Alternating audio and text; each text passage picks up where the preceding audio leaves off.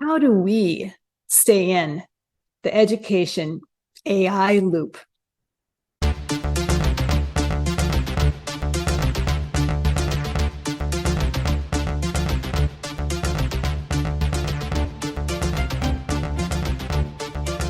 Hi, I am Sandra Weezer Matthews. And I am Casey Wacker. We are educators who care a whole lot about AI in our classrooms. And today's episode of our talk is really focused on all of the overwhelming amount of resources and things that are at our fingertips involving AI in education. And as two individuals who make this a big focus, we just wanted to talk about how we really navigate it and how do we stay as the human in the loop truly in this world of AI. So Sandra, I want to know, how do you stay in the loop? Yeah, it's daunting and it's overwhelming, and it easily could be one of those things where you just say, I'm not, I'm not done. I just can't do it. Or you latch on to like one AI device that you first heard about or somebody shared with you, or maybe you heard on our podcast here about one of these tools or we showed you. But you can't stay on it too long thinking it's the only thing out there. So, I know just you and I as educators, we are constantly thinking like, how can we be at the very best for our learners? And so to me, it is just, and it does, in my process, it doesn't take a long time. I might say I'm going to spend 10 minutes a day on just like finding out what the latest AI tools are, or is there a newsletter? Is there a podcast I can listen to? Is there somebody else out there that has already curated all of these items? And so I often go, and I belong to ISTE, which provides the standards in technology and education for teachers, for administrators, for learners. It's an amazing organization. And they have a spot where you can sign up for their topics of discussion. And it literally says, it's very organized. It says, it kind of puts a label on the top and says, this is what, the conversation is. And then all the different people, and you can just click on them and you go right to what resources they've shared, or somebody reaches out and says, I need help with this, but it puts it by category. So if you're not interested in elementary, if you're not interested in whatever it might, just skip. And then all of a sudden you're like, oh my gosh, there's some AI. And so then you go through it. And so ISTE has some wonderful information, like it is amazing. And just talking like from the historic viewpoint, talking about essential questions in AI, talking about conclusions where we're moving toward, what we should as educators and learners and administrators be focused on when it comes to education technology. And so that's a really powerful starting place. So I love going to ISTE for that, but also actually looking at the actual standards and all the research they've done and their I love ISTE for AA, right? So as I've been, spending my 10 minutes on the ISTE listserv, taking a look at that information, I came across a really amazing person that's put together a Wakelet, which is just a tool. It's just like any kind of website that you can put together, but it's really super simple. And it's a great place that you can curate many materials on a topic, and you certainly can have your learners do that, and that's a whole nother topic, but whatever you're really interested in. And this person was really interested in a place to house all their AI tools. And whether they had played with them or they hadn't, or maybe they'd been to a presentation, every time they heard something that's AI, they just put it right inside their Wakelet, and it just became, and it's all thumbnailed. So you can just click on you can see the thumbnail, click on it, and immediately you're taken to that site, taken to that tool. And it is so powerful. And again, you don't have time, but maybe this day you had 20 minutes. Maybe that was your 10 minutes. Or you just peeked around another site. But we really do need to be our best and really get in there and dig around and see what's out there. So that's somewhat of my process, 10 minutes, or if it's a podcast I can listen to, constantly working out whenever I can is good for your health. And I think that it's good for our health to do that same thing for our minds when it comes to education, because it's just changing so fast and we need to do that for our learners. So Casey, how do you stay on top? What's your process? How much time do you spend maybe a day doing all this?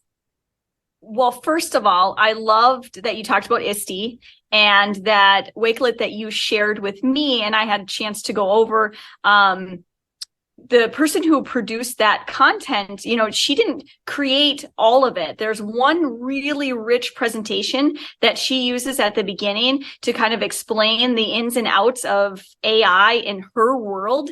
And I think that's so incredibly interesting to do, to think, this is a progression for all of us.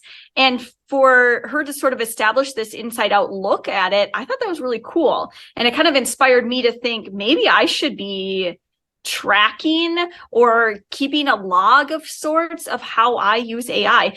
Our talk here does a lot of that work, but what a cool visual aspect and a way to also maybe even show my boss or my students sometimes too, my progress in the AI understanding in education. You know what I mean? It's not, hey, I did this and it's done. It's a progression of work. And I think that's what we all need to see AI as, is a discovery and as a process. And so a part of my staying in the loop process is I signed up early on for a really great daily email from a company called The Rundown AI. It's really sleek because it streamlines everything. And like you said before, be picky and choosy about what content matters to you. If, on the ISTEO website, if you don't want to hear things about elementary education because that's not where you teach, you move on. The Rundown AI also does that. It's AI for all, though. It's not just education based, but it is sectioned in a way that I could easily, as an educator, go through and find the things that I think will bring value to my job and to my students' experience in the classroom. So I love the Rundown. In addition to that, podcasts, I sign up to say anything that mentions AI and education and, making things easier for our teachers. I do that. Instagram, I follow influencers who are like us and are educators first and want to share what they learn, and I learn from them. So I think we've got little pockets all over the place. I probably spend maybe 20 minutes a day. Depends on the day for me. Sometimes it's only 5. And usually I spend that right away in the morning. I go on the treadmill, and whatever time I allot for the treadmill time, which is, just me walking at an incline, not super aggressive, but I'll do that and I'll scroll through the Rundown, and the Rundown can send a couple different types of updates. You sign up for them. And if I'm intrigued and I'm like, I want to know more about this AI tool, I'll click on it and I'll go to their website. I'll watch a video. I'll learn something, and maybe I use it. Maybe I don't. Like, that's kind of the joy in it, is deciding like, yeah, that's a cool tool that I now know exists, but I don't have to use it. It's just something that's there. But I do want to come back to what you initially said about how we tend to get wrapped up into one tool. And I think that as educators, we always do that. We get into like, this is the book. I teach this book every single year, and then you're always looking to like, how do I mix this up so I'm not bored? I get that the kids haven't done this every year, but I have. And AI can be like that too. I mean, I love ChatGPT. I use it probably every day for some, whether it's personal or it's in my job. And I think it's easy to sort of funnel everything into that one source. And it's not always going to be that rich, but, thing that gives you everything you want. Again, it's a great starting point. We all have to start somewhere. We all have to get messy somewhere, but we do need to keep remembering that there are so many different offshoots. And it goes back to that original thought of that the whole goal is that we all have an assistant. We all have a personalized AI. And you can just, when you start seeing all those resources, you start realizing it already is here. I mean, it's being developed, but it is really here if you want to give feedback, like you showed in Brisk. If you want to, do just really educational lesson plan, it's all out there. So just keep your horizons open. But again, I think that like with the ISTE, just being able to reach out, to have a network where you can reach out to an organization, especially that deals with technology and standards in technology, that if you can reach out to them and then start a discussion thread, it's amazing how much people are really wanting to share their information. And then that's some of the richest things we've gotten lately, I think. Exactly. That conversation piece that you mentioned is huge as well. So you and I have a conversation every week, but I also am having conversations with other people too. And some people are in my hallway. I share, a wall with them, but other conversations, I actually joined Facebook groups. I have 2 different groups. One is more for an administrator and how they use AI and what their policies are. And they share a lot of like what happened this week.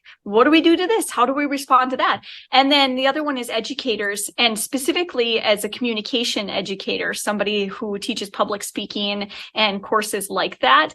I thought, why wouldn't there be a group for this? Of course, like-minded humans, right? That's another great source for me to stay in the loop and to see other humans using these tools.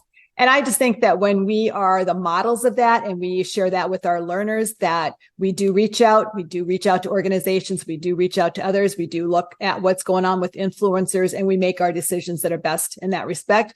But if they also can use places like Wakelet to make curations, they can also join organizations and reach out. And they do that in their personal lives, but we can help them see that transition into their future, their professional life as well. So with that being said, we're staying in the loop the best we can. That's all I know. So that's our process for staying in the loop. And we are so glad that you are in the loop with us too.